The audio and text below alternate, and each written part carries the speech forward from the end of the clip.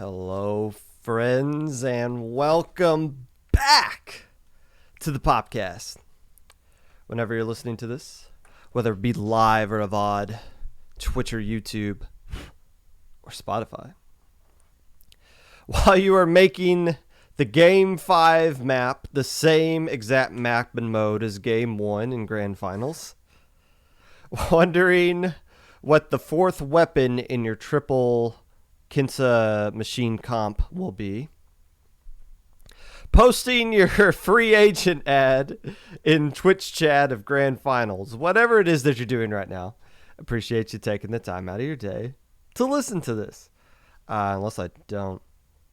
Hey, there's a cool new feature in Splatoon 3.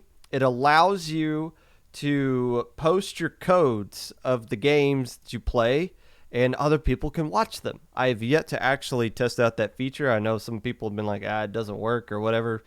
But I'm curious to see if we can get it to work. So JPEG has created a channel in the low ink side of the IPL server for you to dump your replay codes. And I guess there's a new rule for replays from day 2. Please note which bracket it's from. Okay, cool. So I guess this is just intended for anybody who wants to look at other people's things, matches that weren't on stream. That's cool.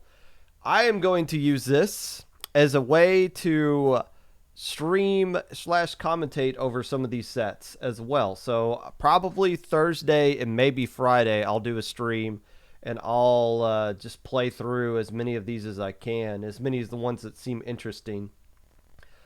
Some people posted their entire... Some people just posted a single game, but some people posted an entire set, and that's cool. So I'll be looking at as many sets as we can, especially those beta ones, the finals in there. But this is just a cool feature. As people have just been pointed out, well, when are you going to stream Gamma Bracket and Beta Bracket? And it's like, when are you going to apply to do it for us? Now we don't have to. Now we can still see them. We can't see them live unless you watch somebody's in personal view. But now that we can actually see these actual matches, I'll go back and I'll stream some of them on my personal thing on this channel right here, Thursday, Friday, and we'll see how that goes. Be cool to see some of those things, unless it just doesn't flat out work, and then we'll not do that. News of tournaments that may be of interest to the casual listener of the podcast. First off, the Splat a Little 6 tournament is taking place on this Saturday. It should still be a invite or an open invite tournament. It used to be skill capped, and they stopped doing that, but they're still going to have the same Splat a Lot teams that sign up for it as they always do. My team's going to try to sign up for that when we can, so make sure you sign up for it when you can. When is the next... is all the other stuff coming out in October? When's the next Little Squid League? I think Dapples... Or not Dapples. I think MIT stuff is coming out in October. I think they got a launch point coming up. Should have a Minnow Cup coming up. They got a lot of cups over there. When is the next Little Squid League? I didn't look this up. Let me go hunting for that server. There it is. It's, just says soon, I think, is what that is. Yeah, so we don't know when the next Little Squid League is going to be, but be on the lookout for that. Thank you, Emil. I'll be sure to pop that in and see what comes out of that. Today, we are going to be recapping Low Ink, not previewing it, like I said in the tweet. Oops. Recapping it. We're going to talk about Low Ink. We can't preview it. It already happened. If you want a preview of this Low Ink, check out episode 134, or just stick around. I'm going to spoil it all for you anyways. It's been a long day at work. I've dealt with some interesting things with my IRL job, and I'm happy to be here talking to the lovely idiots in chat who probably played in Low Ink and probably excited to hear me say nice things about them, as I typically do here. But first,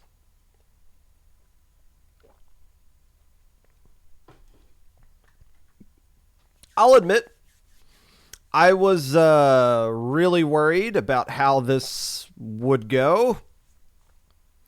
Yes, we had seen tournaments run earlier in the week. SOS had run somewhat smoothly. Paddling pool, while I didn't watch any of the paddling pool, I'll talk about it in a second. That went smoothly, as in the sense that I kept an eye on the help desk. I typically never keep an eye on other tournaments' help desk because I'm not cringe like that. But I was just looking to see like if anybody was going to post any clips of them, their inkling being possessed or something like that. Some of the things we've seen. I think did it in the Invitational or whatever. Did Chara start flying, or was that a scrim where that took place? I think that might have been a scrim.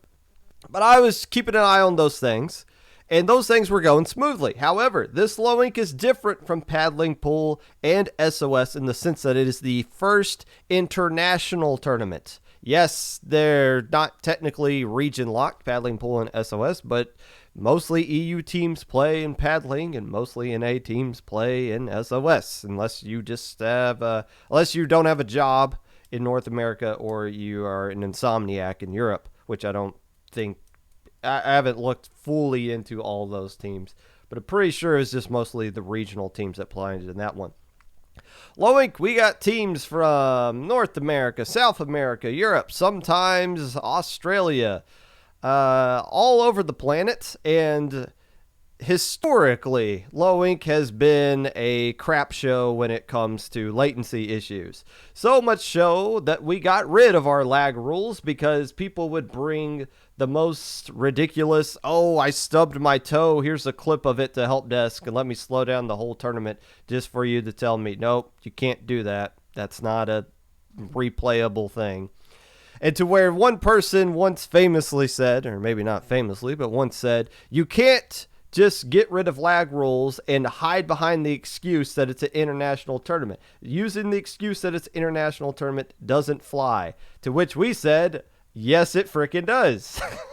What do you want us to do? Every lag clip people used to bring to help desk in Splatoon 2 was, my team in North America is having issues with this team from Europe. What do you want me to do? Ban every team that you play that's in a different region from you? I can't fix that. There's nothing we can do about that. Same thing with North America versus South America. Always issues with that as well. We can't make the planet smaller. There's only so much you can do with that. But that was with Splatoon 2. It's always been jank with Splatoon 2. Revisionist history, we like to just sit here and think, oh, Splatoon 2 was perfect. No, it wasn't. Guys, come on. We know there was so many latency issues from the beginning to end of Splatoon 2. So how was Splatoon 3 going to go? In all honesty, it wasn't perfect. I tweeted out that there was that it was just as smooth, if not smoother, than any Splatoon 2 tournament that we've done, and that still holds true. That is pretty much a factual thing that happened. Were there issues that arose in this tournament?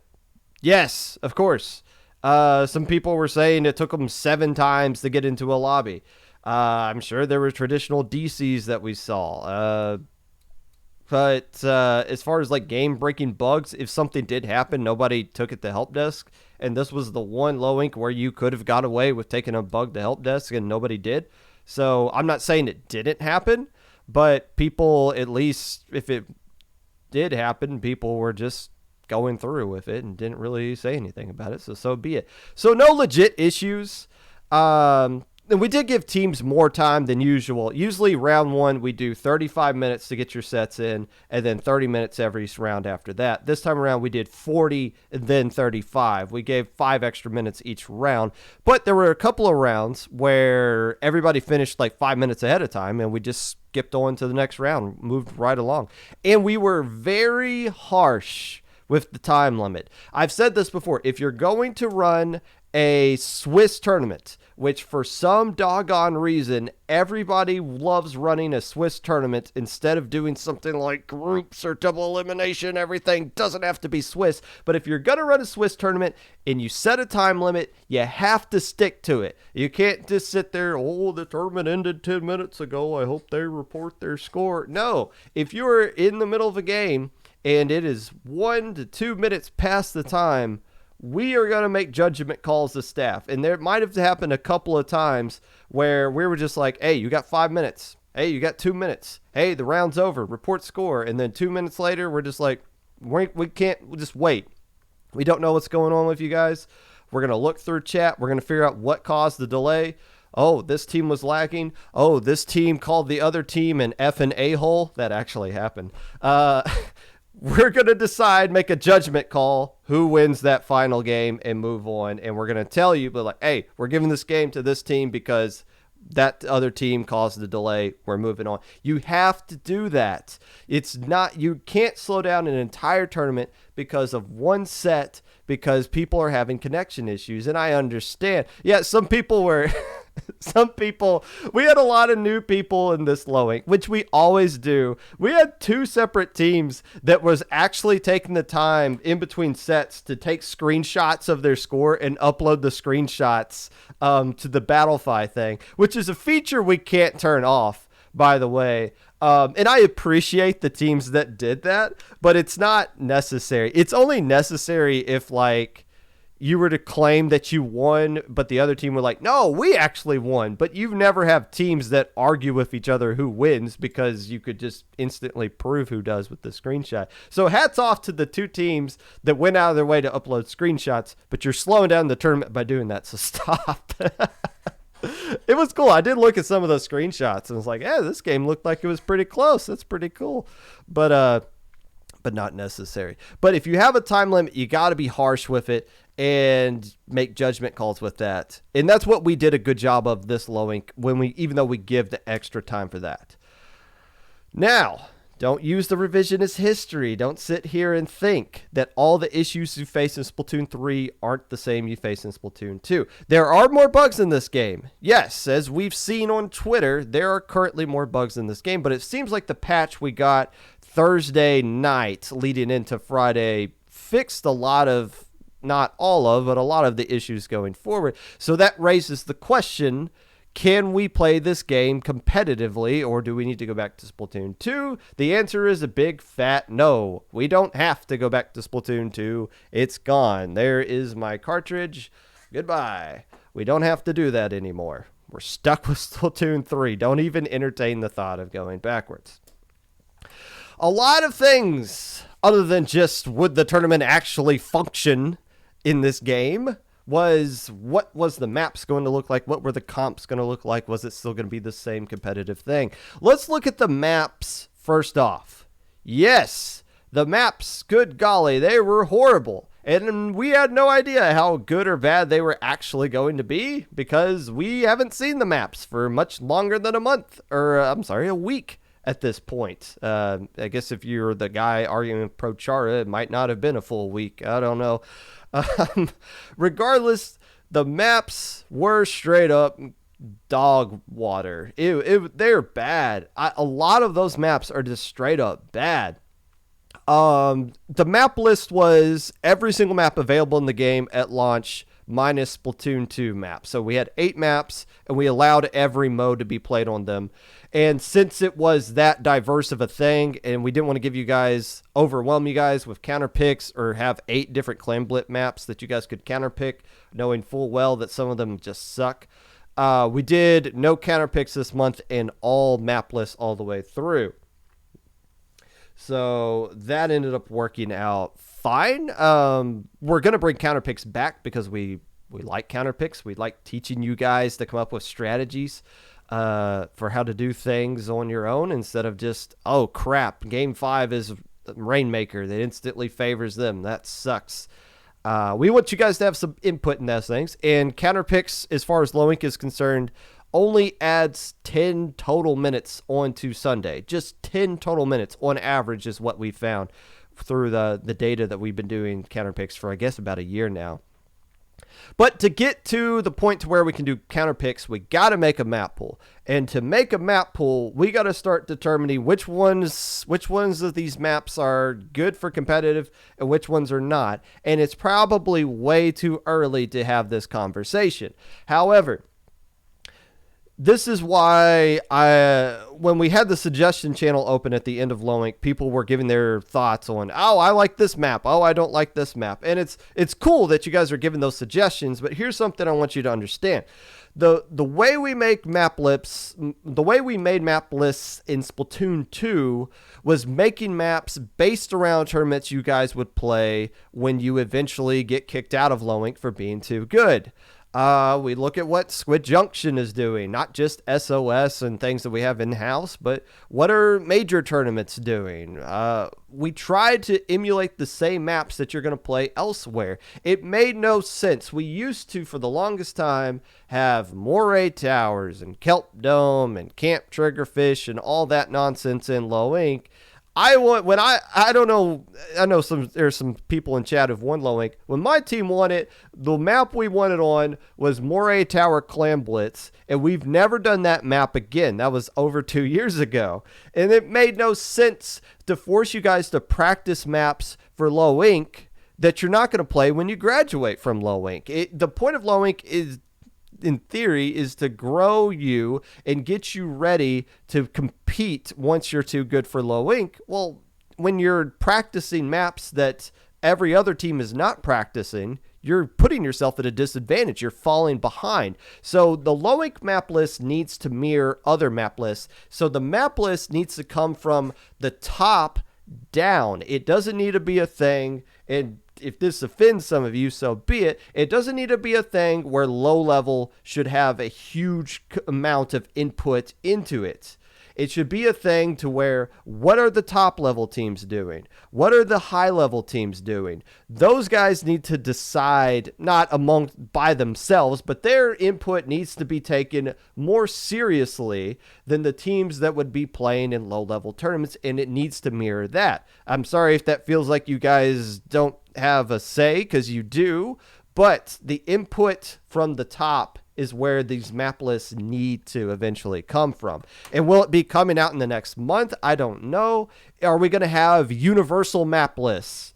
I don't know. I can tell you right now, if anybody has tried to initiate the conversation for that, I haven't been aware of it. Not that I need to be aware of it or anything like that, but I don't even know if universal map lists are a good thing or not.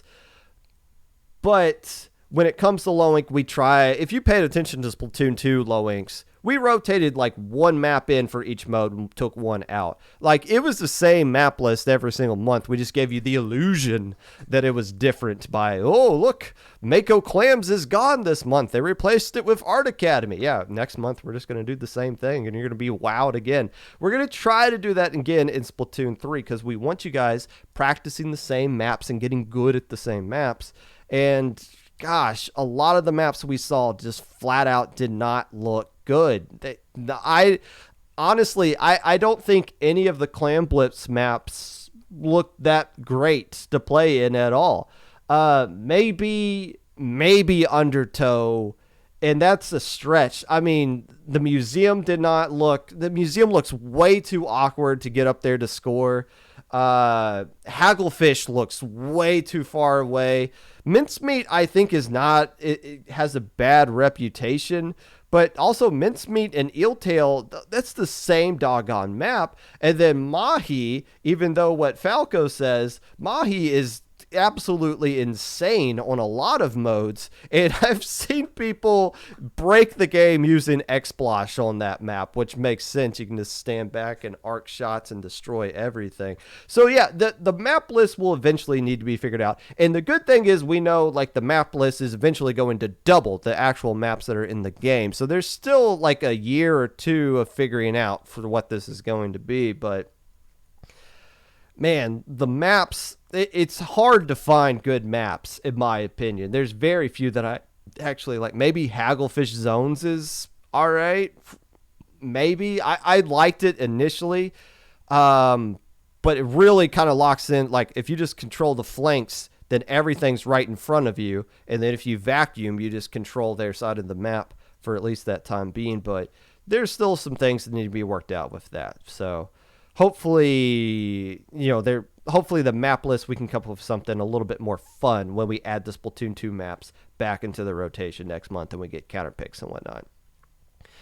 The comps that people were using, and that was the big question, is the transition from 2 to 3, how was it going to affect things? Some teams like Prism tweeted out their frustration, how it was really difficult for them to figure out how to get things going on from their comp side. Other teams, it's just kind of pick up and go where you left off. It should be no surprise that the strong teams in Splatoon 2 are the same exact strong teams that we had in Splatoon 3. Yes, a lot of different teams popped off than what they normally did from 2 to 3, last Low-Ink to this Low-Ink, but still, we'll get into that later. Some of the weapons that we traditionally see in Low-Ink still made their appearances here.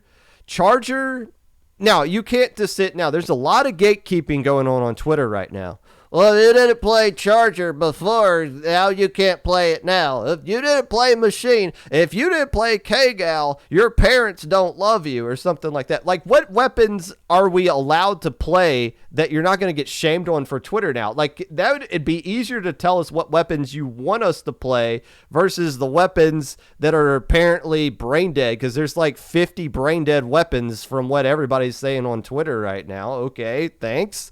But Charger players have always been strong in Low-Ink. We have always seen strong Charger players, especially this year in Alpha Bracket. So many teams have a traditional Charger player.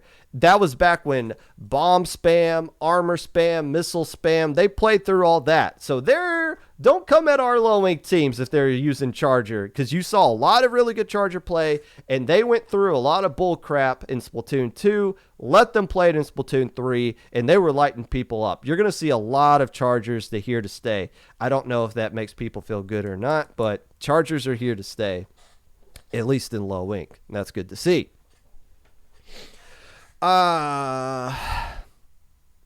Machine.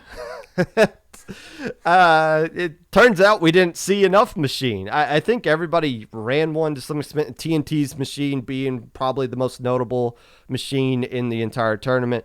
But as you see what other top level teams, especially in Japan, are using right now, you're going to get the sense of, if we don't see a patch soon, then TNT's Machine's not going to seem that mysterious or that special anymore. It's just going to be machine after machine after machine. And I honestly, I didn't see any of Prism's comps. They're not honestly going to try to do triple machine going forward, right? Like, so be it. I'm not trying to gatekeep. If that's what you want to do, go right ahead. But man, I don't want grand finals of next Low-Ink to be 6 machines and then a rapid blaster and a K-Gal or something like that. And it's like, uh-oh, we're in trouble. So at least we got through this one. What we did see, and I'm surprised we saw this, a lot of splatter shots. Sia decided to bust out double splatter shot, going one with splatter shot and one with the hero shot. The hero shot looks disgusting, but at least it doesn't look like an actual weapon like the hero shot in Splatoon 2 does. But I'm surprised their double Inkzuka comp worked, and it worked out really well with how they were using it. To do it, however, and this is another thing I was really surprised about, they sacrificed juice. We saw very little in-zap juice play coming from anybody, and I'm legitimately surprised about that. Nothing, not like one time it was used effectively, and then Sia abandoned that gameplay and just went back to the Inkzuka, which worked out in their favor. But the one time where it worked out really effectively was game 4 of the Museum Clan Blitz of Sia versus I already forget their name, Je Crouton, where even though Jay Crouton had the lead early in that game, I'm sitting here in the back of my mind thinking Sia's going to win this one. Because what they kept doing was just kept throwing juice down in the middle. Everybody grabbed the juice and just held forward and see if they could make something happen. And they did that like 5 times. And the 6th time it finally worked, they just wore down the croutons to where they threw so many punches, one finally connected. And I was like, this is... As brain dead as that is, that seems like the optimal strategy going forward. Get your Slayers some juice and feed, and eventually somebody's going to make a game-winning play, and you're going to win. I'm surprised they didn't go back to that strategy more often, although it was refreshing to see the double Inkzuka work out as effectively as it did. We saw no juniors. Not one. I don't think we did in day 1, but we didn't see any in day 2. Not a single junior.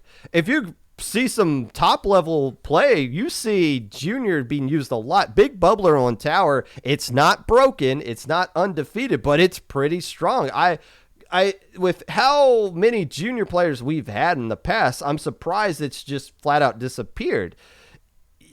I think we'll see more junior play as people start to realize how good Big Bubbler is, especially if you're really crafty with it and putting it in right places. But yeah, I was really surprised that with the amount of juniors that I've been seeing against some top level players in, Anarchy Open, which is literally anarchy in an open sense, that we saw next to none of it in low ink. And I know we got so many junior players, so that was kind of surprising to see as well. Blasters, it was nice to see Blasters come back. I want to say it wasn't just Toad that was using Blaster. I feel like some other people were using it as well, but no armor allows Blaster to go burr, which is good to see because Blaster is a fun weapon to see on stream, especially since we're so used to what we've been seeing out of this meta recently. Gal's still really strong. Nautilus players, bless your heart. The Nautilus got the worst kit it possibly have. Point sensor is so redundant in this game. When you got the highlighter and wave breaker, it seems like point sensor just like got thrown in there. And Rain, I guess, is, Rain's a all right special, I guess.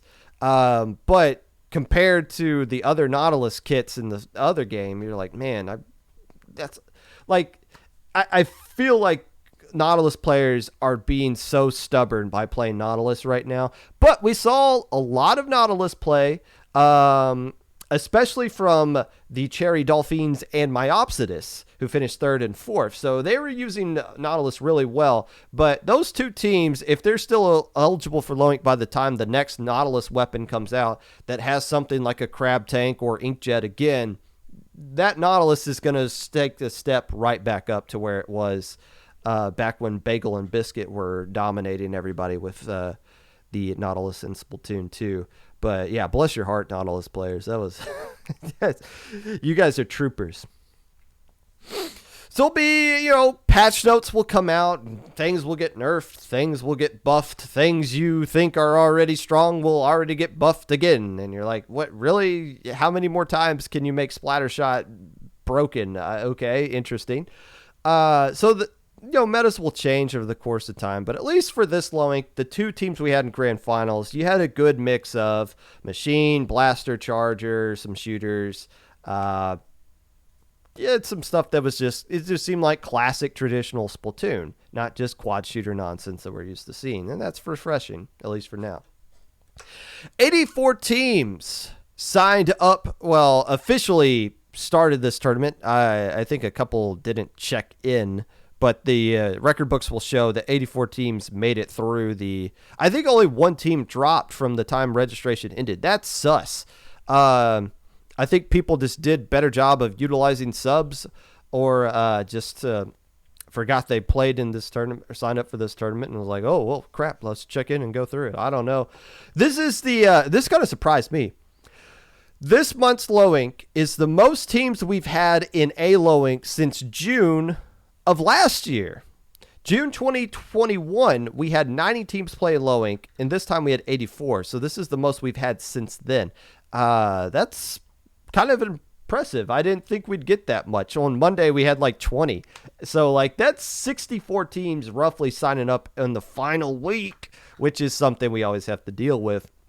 But that's a good sign that with the game being as questionable as it is right now, only being out for a week, that we could still get 84 teams to sign up for it.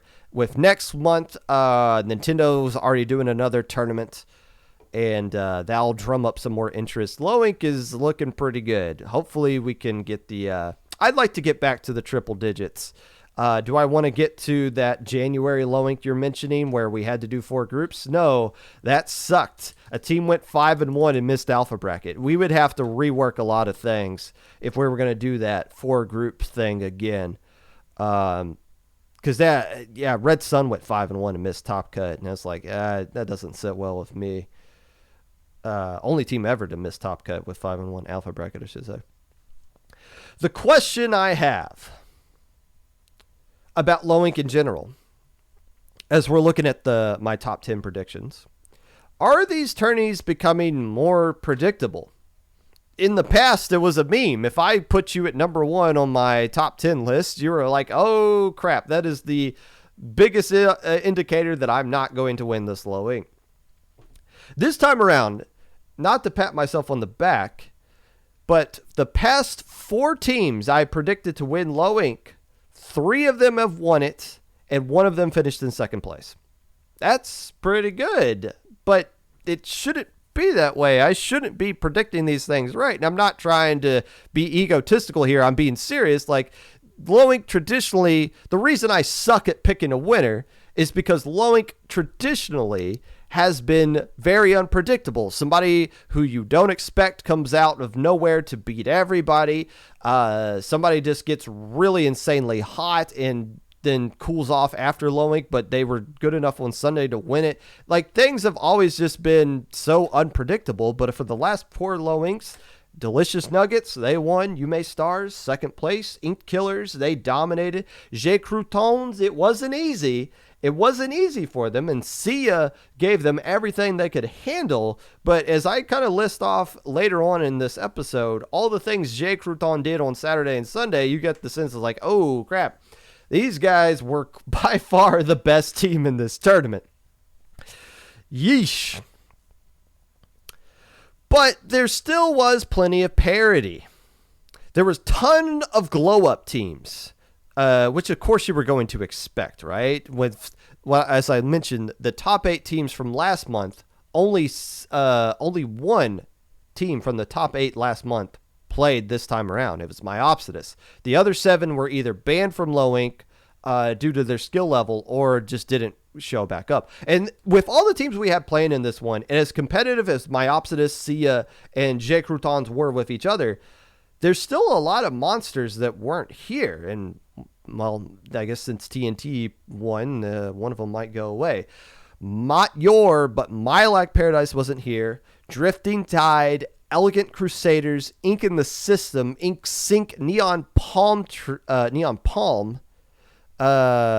Acropora signed up, but they forgot to check in, even though they were in the pre-show. I don't know how that happens. But that's 7 teams right there that would have been contenders, would have been in my top 10 list. Well, Acropora was in my top 10 list, but just didn't sign up this month for whatever reason. Waiting to get this month over with, waiting to get actual loadouts or stuff, which is something I still haven't accomplished yet. So there's still a lot of strong teams out there that would have given J. Crouton, Sia, and Myopsidus all they could handle, if not beat them. But they just straight up were not here. So I think that kind of cleared out things for some of these other teams to step up and fill the slots that are necessary. And we're going to talk about a lot of those teams there. But the question I have is, are these things becoming more predictable? I don't know. I don't know if they are. But even if they are becoming more predictable, that doesn't mean they're not as exciting as they've always been. That grand final set and winner's final set were pretty good. Some of the other sets that we saw on Sunday, pretty good. The final 4 sets we put on stream for Saturday went into game 3, tied 1 apiece. we're still getting competitive action. We're still driving home the storylines. We're still figuring out teams who to root for and who to root for next month. And we're still coming up with some questionable chants and chat. I guess Sia had the alligator, and it was see you later. Post this gator to see you later, or something like that. And post this bread so Jay Croutons can stay ahead. Who is Dio the one behind all of this stuff? Where is this coming from? I don't know, but there you go. For the top 3 teams that finished in this tournament, who I had in my top 4, by the way. The third place team by Opsidus is just 1 month away of good scrims and competitive and comp practice before they're winning this tournament. They looked like just a step behind Sia and Jay Croutons, but at the same time, a step above everybody else. They went 6-0 on their group on Saturday, and the only team to beat them was Jay Croutons, who I believe beat them a combined score of 6-1. So there's a little bit of gap there, but my Opsidus, 1 more month is all they need, and they very well could be the Lone Week champion next time because they got the consistency down now. Now they just need to figure out the game and maybe get a better Nautilus kit. I don't know. But my Opsidus is right there. They've separated themselves from everyone except for the top 2 teams that we had this month. Speaking of the top 2, how about number 2? Sia, who is ahead of schedule. I said that we would Low Ink before the end of this year. They might win it before Halloween. These guys are way ahead of schedule from where they were at the beginning of this year. They're jumping in front of everybody. I've talked about this. You want to be an alpha bracket team, you stick around long enough and other teams just leapfrog in front of you. You think, oh, it's my turn to win Low Ink. Nope, here comes somebody else. Sia is just climbing and climbing and climbing.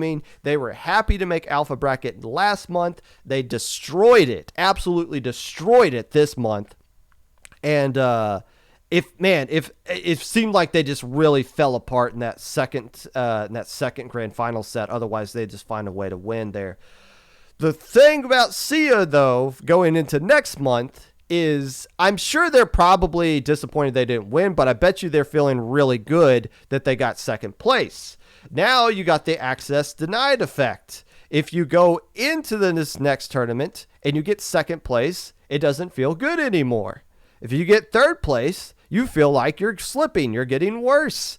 Now you got expectation. It's win the tournament or bust. And that's not fun to go through. So Sia, playing ahead of schedule, now gets to play the role of everybody's gunning for you. You're not the cute team everyone's going to be rooting for now. The chat will root for you. But everybody playing against you is going to want to play you, and they're going to give you your best game, and they're going to give you their best shot they can because they want to beat you. The hunter versus the hunted. It's quite the jump we're going to see, and that's the question Sia has to answer next month. The team that doesn't have to answer any questions next month because they're banned is the Jay Crouton team, who disbanded and came back. I guess technically came back as Jay Crouton with a question mark. So be it. But I said this in the preview. The reason they were going to win this Low Ink, I said this on Friday, was because they had roster depth. And they were one of the few teams who actually subbed players in and out and was able to rotate players and have, okay, this is the comp we want to have and lineup we want to have for this specific map. And that's where the preset map list comes into play. You can kind of determine those things before the day starts rather than oh crap, what is the map that they're going to pick that kind of dictates what we want to do. But with the game being as buggy as it is, you want to have a little bit of roster depth. And the 5, I believe they might have used 6 players actually on Sunday. Correct me if I'm wrong.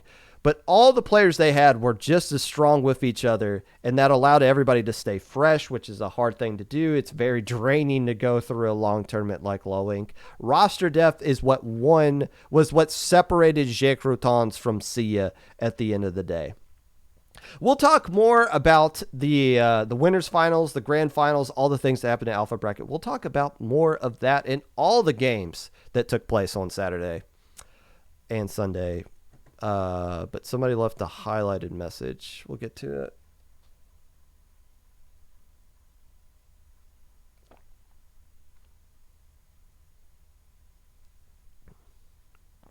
I think. There we go. My Like Paradise says, I hope you're not suggesting we're going to disappear, because we sure aren't. No, I know you're not disappearing. I know you're just taking this month off. I think you were busy with other stuff. I didn't say you were disappearing. I was saying you weren't there. That's all I was saying. Check the VOD. And you can check the VOD now if you are one of the people that checks out during the weekly recap.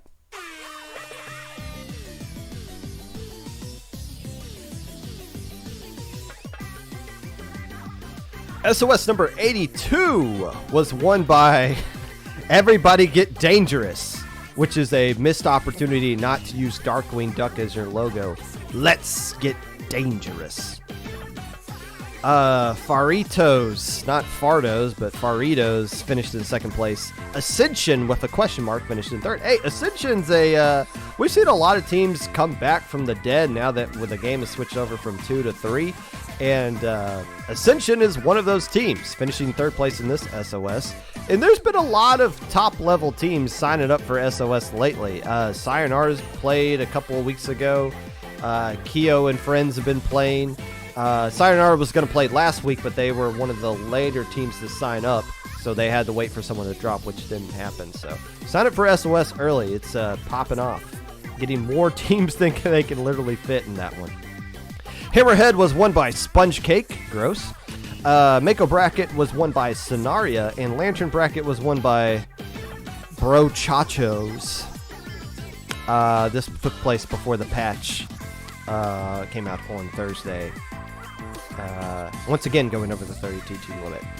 Paddling Pool 180 took place on Wednesday. The EU tournament that happens at the same day, but not the same time as SOS.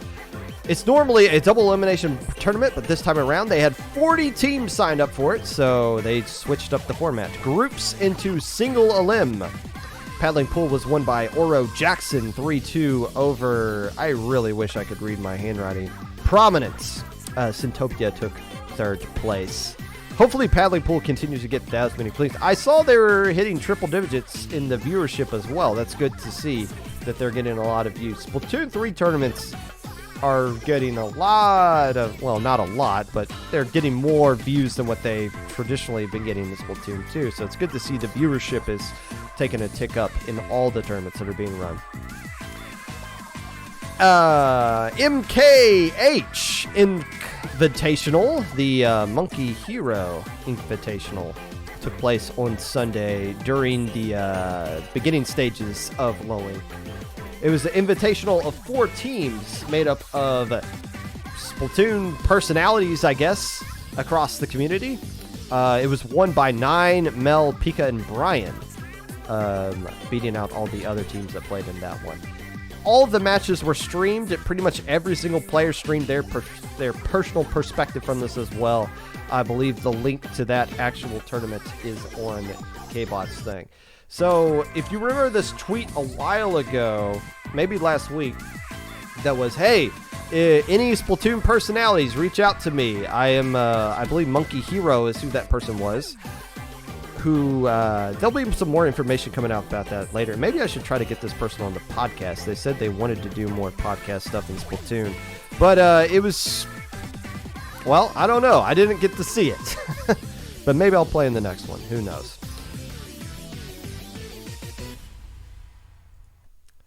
The Rams survived the Falcons 31-27. Steelers lose to the Patriots somehow 17-14. Time to change quarterbacks. The Chiefs won Thursday night 27-24 against the Chargers. My fantasy football team is currently 2-0. Let's go. And that was the weekly recap, sponsored by my copy of Splatoon 2 that I just chucked across the room. I did that for dramatic effect. I'm actually, after the stream, going to go pick it back up, dust it off, and put it back into the slot that I had it, because that game means a lot to me. It has brought me here talking to you guys. maybe that's, I don't know. I don't know how I feel about that one, but there you go. Splatoon 2 cartridge on the floor. The official sponsor of this week's weekly recap. Gonna get a recap of the recap.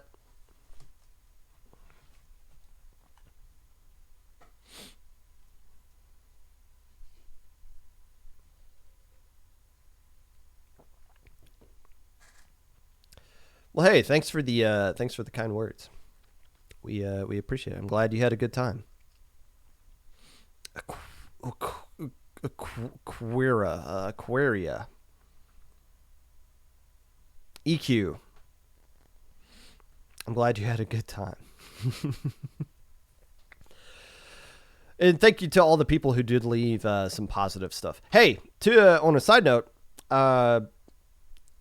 as much as we like getting praise and pats on the back, we do appreciate that. It is also important to know that it's just as important for TOs to be criticized, not personally, but for people to say, hey, here's something I didn't like about this tournament. Like those stuff's important too. So, and sometimes like we get criticized and people take it as like, oh, how dare you be critical of TOs? Like, no, we need to be criticized. We need to be held to a higher standard of things. TOs are not immortal, and we're not, we're not police officers either, or anything like that. TOs should be held to a higher standard. So don't be afraid to be critical of us either, but definitely at the same time, if you want to pat us on the back, we love it. We appreciate it. Big man supporters in chat. I don't know. I'm kind of a shiver person myself, but so be it. Please don't unsubscribe. Let's look at some matches of note that took place on Saturday. Gosh, I keep forgetting to pronounce this team. Look up the pronunciation. We're going to do that right now.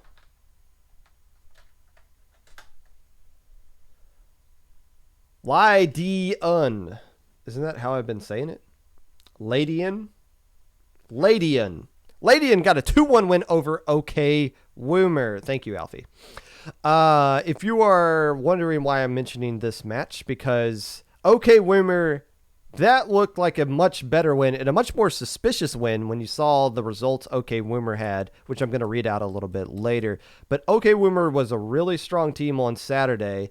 In Lydian got a 2-1 win against them. And we've been waiting. I've been waiting for this team to make Alpha Bracket. They haven't done it this month, but they're going to get there. That roster's really good. Maybe just one more month to figure out Splatoon 3.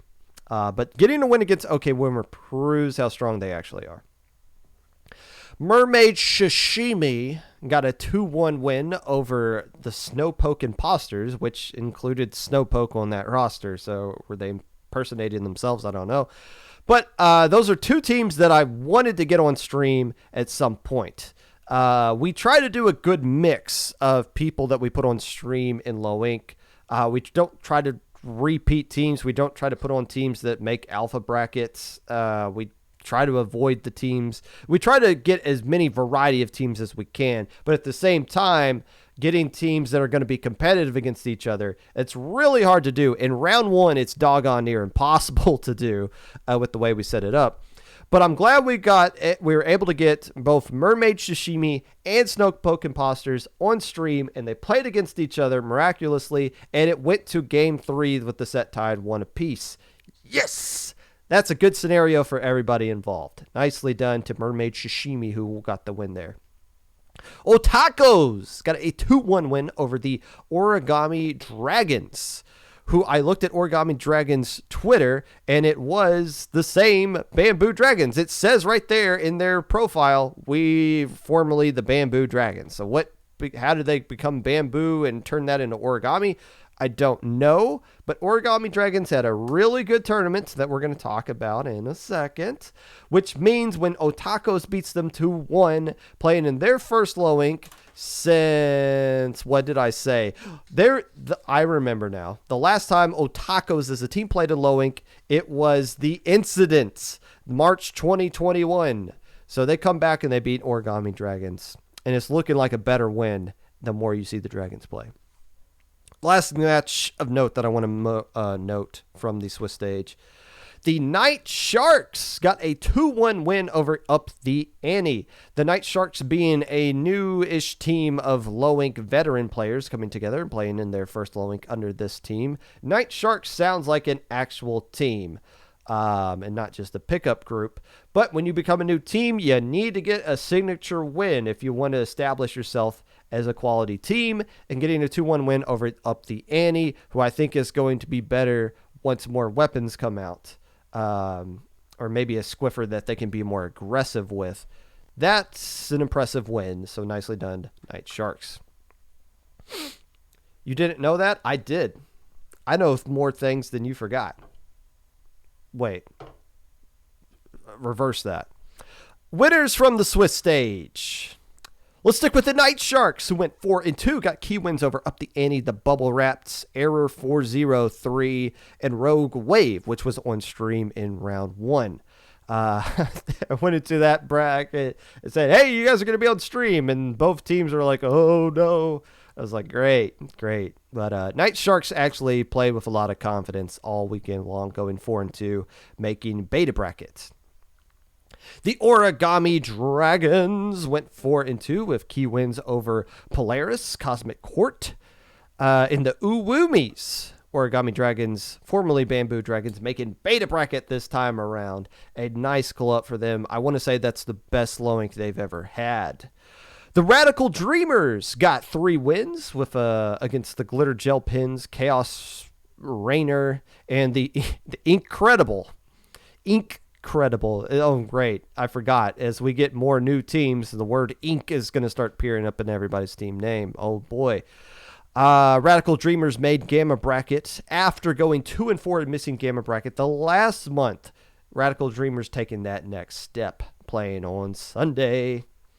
Ink Vaders, I see you. Getting key wins over Inkception, not Sprite Cranberry, but Sprint Cranber.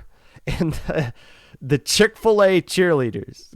Chick-fil-A doesn't need any cheerleaders. Come on. They're doing just fine on their own. The Gamma champions from last month, winning their first bracket of some sort, moved up to Alpha bracket where they have been before. They've been in top cuts since before Alpha bracket and Beta and Gamma were even a thing. So they're bouncing back into Alpha bracket yet again with a 4-2 result this time around. I guess I should mention the team that got the highest opponent win percentage, and it just so happens to be J. Crouton, who had a 69.4 opponent win percentage, going 6-0 with key wins against Sia, Good Night, Ink Vaders, the Imbeciles, the Pond Duck Crew as well. Now, I saw a debate on Twitter. Was this more impressive than the time Snowfall went 5-1? Playing Alpha Bracket teams. So here's the thing. J. Croutons played 5 Alpha Bracket teams going 6-0. Snowfall, I forget what tournament it was. It was about a year ago. I want to say the end of 2021. But Snowfall got so unfortunate. They played 6 Alpha Bracket teams. Every opponent they played on their Swiss stage was Alpha Bracket. They played 6 of them and they beat 5 of them. In my opinion, that's still the most impressive Saturday of all time. But Jacques Crouton, with a 69.4 opponent win percentage and beating everybody, suggests, oh, okay, they're pretty good. Typically, if you go 6-0 on Saturday, that's not a good thing. But when you go 6-0 against nothing but the teams you're going to play again on Sunday, that's when it's like, oh, crap. Pretty good. The Popsicles. Finally, 5-1 with key wins over Ink Vaders, the Imbeciles, and Origami Dragons. This is the result this roster should be getting. Don't be messing around with Gamma Bracket. You're an Alpha Bracket team. You showed it. We'll show a little bit more of them when we look at Alpha Bracket, but Popsicles popped off on Saturday going 5-1. OK Woomer They dropped the OK Pop Gun name, went back to their traditional name of OK Woomer, and as tradition we see when you get rid of Pop Gun in your name, you instantly do better the next month. OK Woomer went 5-1 this time around with key wins against Prism, Subaquatic Vanguard. No Chill is the team they beat on stream. No Chill won beta bracket, and OK Woomer beat them 2-1 on stream to secure their spot into alpha bracket. Nicely done. The Star Squids went 4-2. They got key wins against Rise and Shine, Overtime, Alliance of the Dam, not Alliance of the Dam as in like zombies, or it's the Alliance of the Hoover Dam. Go back to Midnight Chaos. That was awesome. Like the Night Sharks, Star Squids played in their first tournament as Low Ink veteran players. Again, assuming this is an actual team going 4-2, they made alpha bracket. Nicely done. No Chill went 4-2 with key wins against Paragon, Anarchy Raiders, Rollish. Now, somebody pointed out on Twitter, why was No Chill the number 17 seed? Which most of you know, the seeds don't really mean anything. Yes, they do in a sense, but seeds just are there just for round one. It's not like we actually spend hours upon hours going, oh, who should be the 43rd team versus the 44th team? What should that be? Like, no, it's just, here's all our alpha bracket teams, put them in first. Here's all the beta teams from last month, put them in second.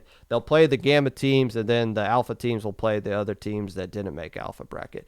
That's how that works. And it works out as intended. If you look at round one of Swiss, which is very difficult, there were 38 matches played in round one of Swiss across both groups. In those 38 matches, only 6 were 2-1 results. Everything else was 3-0. That might not be fun for a lot of teams, but at least helps us avoid that awkward situation where the Grillers and Persistence play each other in round one when they should be playing each other in grand finals on Sunday. It works out. The Boston Squid Party went 4-2 with key wins over Overtime, Leicestershire. Just roll with it. And Splat-A-Lot Dark Matter. The Boston Squid Party team made beta bracket. Nicely done.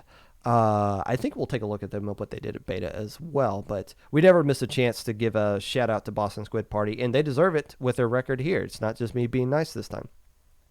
Glitter Gel Pins went 3-3 with key wins over 5 Cheese Toast, Rogue Wave, and the Snowpoke Imposters. Okay, so the Glitter Gel Pins, Radical Dreamers, and Snowpoke Imposters, those are all that's like a 3-team friend group, I'm assuming, because I think I saw some tweets that they were hanging out with each other or took trip pics or something like that. Glitter Gel Pins played both of them and beat them. Oh, wait, no, they didn't. Where did I see that? They just played Snowpoke's team and beat them. Did Radical Dreamers play Snowpoke? Or Glitter? Okay, so Radical Dreamers beat the Gel Pins, and Gel Pins beat Snowpoke. So there you go. There's your rock, paper, scissors kind of thing. Splat-A-Lot Imbeciles could have been the best team from Saturday, the best glow up that they had. The Imbeciles went 4-2 with key wins against the Koopa Squad, Feral Galactic Rats, the Glitter Gel Pins, and Radical Dreamers. How good did the Imbeciles do in the last low ink? Oh my goodness. They went 1-5 in the last low ink that they played in. And now they went 4-2. What? That's quite a month. And they got a couple of wins in Alpha Bracket as well. That might be the biggest glow up we've ever seen. No, it's not the biggest one we've ever seen. The Dragon, the Incident team went 2-4 to almost winning the entire tournament in 1 month. But yikes, what's going on, Imbeciles? What are you guys up to there? What's in the juice you guys are drinking? The biggest winner from Saturday, in my opinion, goes out to the Jelly Squids, who went 4-2 with key wins over Paragon, the Star Squids, Perseverance. The reason I'm giving them the biggest winner from Saturday is because, as I didn't realize this until they pointed it out in IPL General 2 days ago, Jelly Squids made their first ever alpha bracket, and that is genuinely surprising to me because I feel like they've gone 4-2 a lot, but 4-2 means you're at the mercy of your opponent win percentage or strength of schedule, and this time around it worked out into the Jelly Squids' favor. Their opponent win percentage was 61.1%, so they were the second best 4-2 team in their group. Surf and Turf had 66 opponent win percentage going 4-2. We'll talk more about them later. But the biggest winner from Saturday, finally, the Jelly Squids break through the glass ceiling and make it into alpha bracket. Nicely done. Nicely done. Mosey on over to Gamma brackets.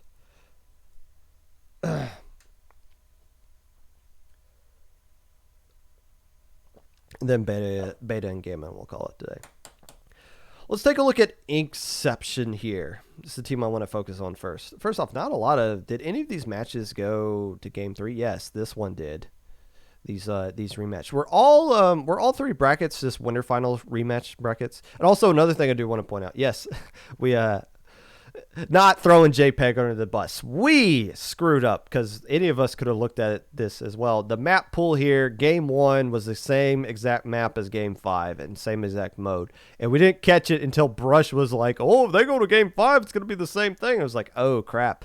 If that were to happen, I probably would have pulled rank and been like, okay, let's do a different map. I don't know how we would have decided what that map was, but we can't make them play on the same exact map. That would not have been fair. But luckily, none of the teams played on game 5 of no team played on game 5 of the final bracket, or of the first bracket in grand finals. So we escaped one there, and it's counter picks next month, so it can't happen again. But for Inkception, the reason I want to point out these guys, not just the fact that they went all the way to third place, as you see them kind of taking care of business here, only losing to the two teams that finished at the top. But the Inkception team made beta last month, and we gave them props for that, but they got eliminated in losers round 1 of beta. So it begs the question of, would you rather qualify for beta but get eliminated early, or fall down to gamma but have a good run all the way through losers bracket, through gamma bracket? Don't know, but they're both impressive in their own right. So shout out to Inkception for getting third place podium of the gamma bracket here. A team that has gone by Hotel Popgun before, and once again, now that they don't go by my name, they do a lot better. I don't know what to think about that. Oofish did a good job here as well. Where are they starting off here? Beating Otakos 2-0, falling to the team that won the entire tournament, but take a game off of them. And then went on the losers run here. Larstengerskengers 2-0. Glitter Gel Pins 2-1. And then falling to Inkception 2-1. Oofish, this is a nice little run they had here because in the last low ink, they failed to make Gamma bracket, which probably wasn't a good feeling for them because they are a Gamma/beta level team. And they made Gamma here, and they made the most of it, getting 3 wins on Sunday, which is a nice feat to get. So nice work, Oofish. The Black Squid Boys is the other team I want to mention here, mainly because we like teams to make runs in losers bracket here after losing in round 1 to Paragon. Again, the team that won the whole tournament struggled at the very beginning of this one. Able to go in the losers run. Otakos, get out of our tournament. Anarchy Raiders, goodbye. Chick-fil-A cheerleaders, you're not necessary. And took a game off of Cosmic Court. Went down screaming and kicking into the night. The last time Black Squids played in low ink, it's been a long time. But they went 2-4. I think it's either that or I got them mixed up with somebody else. But they did go 2-4 the last time playing low ink, and now they're making a good run in gamma bracket. So nice work to them. I think they didn't play round 1. I think they slept through round 1 or something like that. But they woke up and took care of business since then.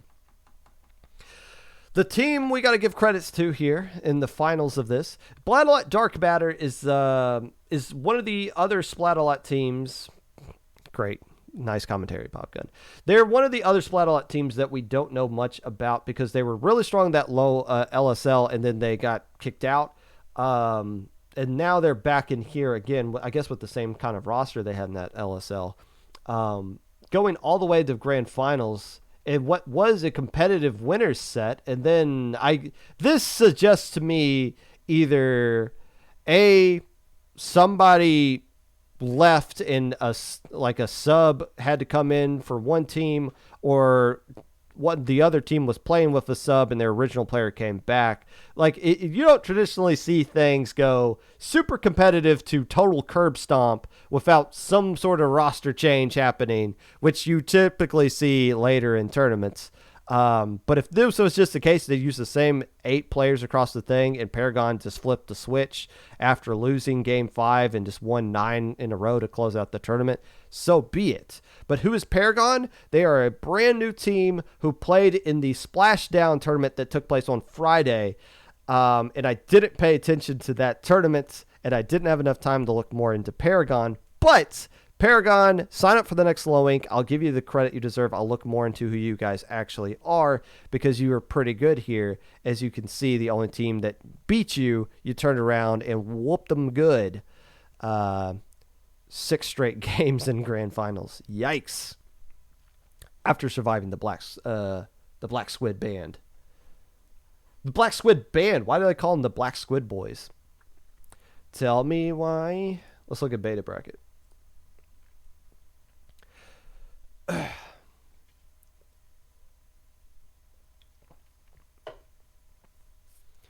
First off,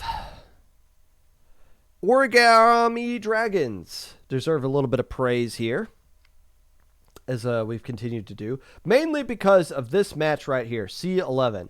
They beat Prism 3-2. Now, Prism, as I alluded to, was dealing with the fact that they were having a weapon crisis. With what I saw from Lappy and I guess it was just Lappy who played on Prism that was at Riptide, I was like, oh, well, they're just going to use Blaster and then Tetras and then Inzap and Machine, and you're good to go. I feel like they haven't figured out what their comp is or what they want to do with that. But still, not making excuses, Origami Dragon, this is probably the best win they've ever gotten on paper, at least. In Prism, I will probably be, I had them at number 3, and they made a good run here through this tournament, but they'll probably be a lot better next month when they figure out whatever it is they need to figure out, because their roster is capable of winning the entire tournament. But that doesn't discredit the fact that Origami Dragons, who beat Shark Reef as well, before getting eliminated from Subaquatic Vanguard, had one of their best tournaments as well. The Envelope Inc. Finished in 3rd place here, and I didn't know much about these guys either. The only notes that I had on them when we were verifying is that they were playing in Little Squid League. And you kind of look at the teams they play here. Origami Dragons, that's a Little Squid League team as well. But these teams Origami Dragons have been around for a long time, so that's not still a good win to have before getting knocked out by No Chill and Subaquatic Vanguard. But Enveloping Inc., if they were to play in Little Squid League again, would be probably the favorite to win, in my opinion, based off of the glow up they had in this tournament here. Subaquatic Vanguard needs no introduction. And this was obviously a pretty good set where Subaquatic Vanguard was to force a bracket reset, and then No Chill was able to take care of things, even though it did look lopsided. The final score of this one is 4-3, right? Going into the favor of the team that won 3 games as opposed to 4. Oh boy, how that works out. But Subaquatic Vanguard won this bracket last month and wasn't able to win it here, but it's not a bad thing. That doesn't say anything bad about Subaquatic Vanguard. As you can see, they had a sub. I think one of their players that had left before came back, and what made them the sub, because most of the players I could see was the same thing. I don't think Tyrese played. But everybody else seemed to be Twig, Pac was there, at least on the roster. But, Subaquatic Vanguard, you got to give them credit here. Coming back and played in a bracket they already won, being like, yeah, we'll play it again. Pretty good run through things. The only team to beat them was No Chill across the entire weekend. So who is No Chill? It is a pickup team name that originally had the photo of me doing, trying to figure out Sindow Q. And they changed it out with a freaked out cat. And credit to No Chill for using the no chill emote when they won their one game on stream against OK Woomer. My favorite emote as well. We're just like, no chill. Nicely done. Ivy Orbism from Ink in the System, as I pointed out. Dorsal, who I believe formerly of Intimidation Factor. Nami and Egg Ellie playing in their first low ink. So beta bracket for no chill. Well, we see the same team. We traditionally don't see pickup teams win beta bracket. I think it's been a long time. It might have been nuts to be the last team to win a pickup beta bracket, because normally it's name brand teams like Aquatic Vanguard, who won it last month, who played and win this one. So I can't do the thing of, if no chill plays next week, they're going to make the top 10 in alpha bracket. But we'll see. Hopefully Ink in the System comes back and Orbism's playing with that team. And we can see if they can win low ink. But still, credit where credit's due. No chill, one of the few pickup teams to actually win beta bracket. Paragon seems to be a reincarnation of Riss. Oh, that is an old name that I know I've talked about but have forgotten. Played Div 6 in the last season of Ludi. Okay, fair enough. Enveloping Ink is a rebrand of original name X. Also, Shark Reef was without their captain for Sunday. Hey, happens to them. But original name X, I vaguely remember that name. I wonder, how many different team names have I talked about on the Popcast in the past 135 episodes? Sometimes I'll go back and listen to an episode like 100 ones ago and just be like, what team am I even talking about? That was such a weird team name. I bet you Parias remembers all of those teams that were coming out as well. Let's look at alpha bracket real quick, and then we'll call it a day. Again, you're seeing the TO's view of Battlefy here. So all these highlighted things were matches that were on stream. Actually, you guys might be able to see this as well. I don't know. But let's see. The first thing we want to talk about is Intimidation Factor, who was just thrilled to make their first low ink and almost did the thing. Almost did the thing against J. Croutons. It's tied 1-1, and I'm sitting here thinking, 6-0, number 1 seed, feeling like they're just going to come in and curb stomp everybody, and Intimidation Factor's like, hold on, young buckaroo, we want it more than you, until J. Crouton said, no, we actually want it. So Intimidation Factor proved that this one singular win they took off the team that won the whole tournament wasn't a fluke. OK Woomer 2-0, Alliance of the Dam 2-0, Surf and Turf 2-0, took a game off of the team that finished in 4th place. Intimidation Factor made top 5. How about that? And I believe this is the first alpha bracket they qualified for as well. They've always been flirting with making it. They've always been stuck in beta, but they made alpha and they made the most of it. Nicely done, Intimidation Factor. Surf and Turf deserves some recognition as well. I pointed out they had a 66 opponent win percentage as a 4-2 team, and I mentioned them as being one of the teams that was going to be the next class of blue blood alpha bracket teams, and they proved it here, beating Audentes. That's how we're rolling with that. I asked them how to pronounce it, and they were no help at all. So that's what we're rolling with. Surf and Turf beat them on stream 2-0, took a game off of Myopsidus, and then said goodnight to Goodnight, getting a win there as well. So it's good that they were able to make the spot, and they were able to stay and secure themselves in the alpha bracket. So this is a promising result. Losers round 3 might not seem great, but for a team like Surf and Turf, this is a huge step in the right direction, especially getting this win against Goodnight. That is a strong team. I still feel strong about Goodnight.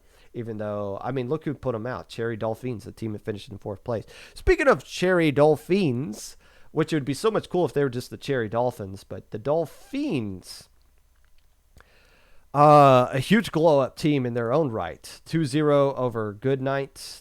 Swept the Popsicles. That's a great win. The Popsicles had a fantastic run through this tournament as well. Look, splat a lot of imbeciles getting a win as well. Nicely done for them.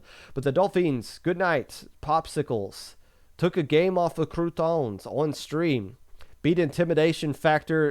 And again, this is a matchup where the Dolphins and Myopsidus would traditionally lose, and that both of them win. These two teams that fall from winner semifinals down to this spot still have a historic losing record. I think it's now back up to maybe like 38% or something like that, but both of them were able to win before getting knocked out by Myopsidus. I like the name Cherry Dolphins. They did really well here. Just seemed a step behind the top three teams up to this point. Even though they gave Myopsidus everything they could run there. I already talked about Myopsidus, how next month, if they can really get everything together, they will win it because they are finally being consistent. 3 months in a row finishing in the top 5, this time making top 3. Their second time getting into bronze medal. I forgot to look this up, but I don't think they've won a single game in the 2 matches they played in losers finals all along. But that's credit to just how strong Sia was, as Sia went 6-1 against Myopsidus on this day. Let's talk about this match, because the question was brought up and pinged me on Twitter. Is this particular match, winners finals, going to be a match of the year candidate? And somebody responded with, well, just wait till tomorrow. We'll find out. You'll find out now. Will it be a candidate for match of the year? Yes. Will it finish somewhere in the top 3? No, I don't think so. The problem with this set, yes, it did go to a game 5. It was an awesome set to see. Museum was interesting, but you don't have wow moments. When you think of Splat-A-Lot A versus Miata, the losers finals of that tournament, you had game 5, which was on the edge of your seat, how is this whole set going to end wow moment kind of thing. When you think of... well, it's not fair to compare anything to Access Denied versus Lois, because that is going to be the number 1 match of the year. When you think of Jackpot versus Starburst at PAX West, that's going to be a match of the year candidate. It's probably going to end up in top 3. You think of Mitts Meet Clams, how it's like, oh, Jackpot is about to beat Starburst if they could just find a way to score 1 point. Like, there's wow moments. And the problem with this set is both teams were out of control, undisciplined until game 3. It was just wild chaos in game 1 and game 2. And I think that was just nerves maybe at that point. At least that's how both teams seemed to play. But it wasn't until game 3 when everyone finally just settled down and just put on the boxing gloves and let's start battling here. And that game 5, maybe the game 5 is that wow moment as well, where it seemed like both teams were about to KO each other at Hammerhead Splat Zones. Is Hammerhead Splat Zones a good map? I can't tell if it is or not. But yes, this was a good set. Now, how match of year is picked, it's like 50% my opinion and 50% what Twitter thinks when I put out that tweet at the end of the year. This one might get an honorable mention. I don't see it being a top 3 kind of match. There's just too many good matches going on this year from Splatoon 2. Grand Finals wise, I kind of alluded to this. It seemed like Sia was the more coordinated team in Grand Finals. That's why they won this time around and why they won game 1. But then whatever happened, Sia just ran into some issues of going back to who they were at the beginning of this set, being a little bit undisciplined, a little bit out of control. I still think, I said this on stream, if Sia wins game 4, they're winning the tournament. Because for Sia to win, they would have to reestablish their collective synergy. Let's go in all together. Let's be coordinated. And the coordinated Sia seemed better than the 1v1 matchup capability that Jay Croutons was able to win. But when Sia just tried to play him straight up 1v1, it wasn't going to work. They had to work together. And Sia, and again, that game 4, you just have so many moments. The opening play where TNT dies to a suction bomb, I'm thinking that's it. They lost right there. That's your moment, because the rest of Sia would capitalize. They splatted another player. The last 2 were forced to back up. That's checkpoint 1 right there. But they couldn't find a way to get past that checkpoint 1. I think the entire time until it was too late, and TNT's got the Booyah bomb that wins the whole thing. So yeah, like those that's the moment where you go back and you look at it and you say, oh, how did we not get that right there? But that's also credit to the other team. You can't just sit here and say one team played bad without pointing out, well, yeah, they played bad because the other team forced them to play bad. That's more credit to Jay Croutons than that Sia played a little bit rattled in that game 4. than it is to say, oh, Jay Croutons just got rattled. No, there's a reason the opponent was able to do that. So this was a great set. This is a good, I'm glad this is the first set that we had in Splatoon 3. It was exciting to see. Maybe with counter picks, it would be a little bit better. Maybe with more established comps, it'll be a little bit better. But for both these teams to be on this stage and to, you can see, like, you can literally see the nerves going in there. And, you know, I've been in the grand finals before. I know what it's like. That's a different animal in your chest kind of thing. You can't practice for this. You can't scrim for these kind of environments. This is the only opportunity you get to play with this much on the line. And Jay Croutons, for lack of a better term, they just wanted it more.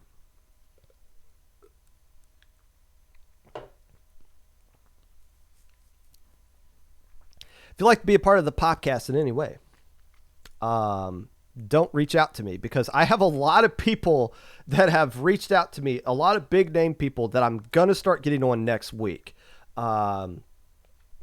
So we're going to have some real fire interviews going out next week. But if you want to reach out to me in any way, maybe you want to share some information about your team, or maybe I said something about your team that needs to be corrected and I can correct it next week, or you just want to say, hey, I think you're dumb. Well, you're the idiot in chat, so who's really the dummy here? Reach out at my socials below: Twitter, Mr._Popgun, Discord, Popgun, #5882, YouTube at Popgun25, at 25 Popgun, Twitch at Popgun25, Anchor.fm /Popgun, TikTok, Mr._Popgun. Make sure you guys get vaccinated. I think I'm eligible to get my 4th vaccination now, so I'm going to go do that as soon as I can. Stay safe. And we will see you at the Splat-A-Little tournament on Saturday. And I'm going to kick your butt.